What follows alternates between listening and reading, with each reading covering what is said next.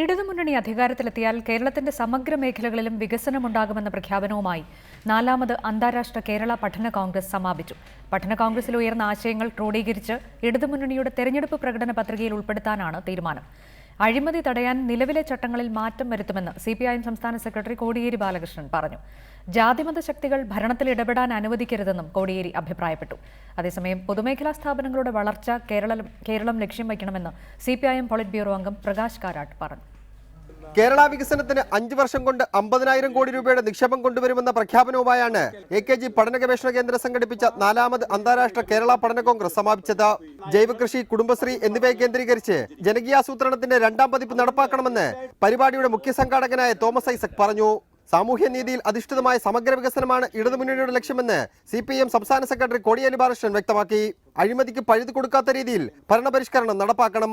ഇതിനായി EK നയനാർ അധ്യക്ഷനായ സമിതി സമർപ്പിച്ച ഭരണപരിഷ്കരണ റിപ്പോർട്ട് നടപ്പാക്കണമെന്നും കോടിയേരി പറഞ്ഞു. ജാതിമത ശക്തികൾക്ക് ഭരണത്തിൽ ഇടപെടാൻ അവസരമുണ്ടാവരുത്.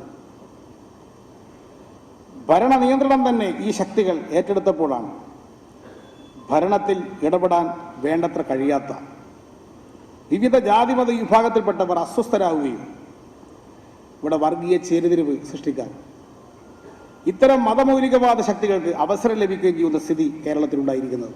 മോഡി സർക്കാർ അധികാരത്തിൽ വന്ന ശേഷം സാമ്പത്തിക വളർച്ചാ നിരക്ക് കുറഞ്ഞതായി സമാപന സമ്മേളനം ഉദ്ഘാടനം ചെയ്ത CPIM പോളിറ്റ് ബ്യൂറോ അംഗം പ്രകാശ് കാരാട്ട് പറഞ്ഞു. കേരളത്തിലെ റബ്ബർ കർഷകർ നേരിടുന്ന പ്രശ്നം പരിഹരിക്കണമെന്നും പരമ്പരാഗത വ്യവസായം സംരക്ഷിക്കണമെന്നും പ്രകാശ് കാരാട്ട് ആവശ്യപ്പെട്ടു.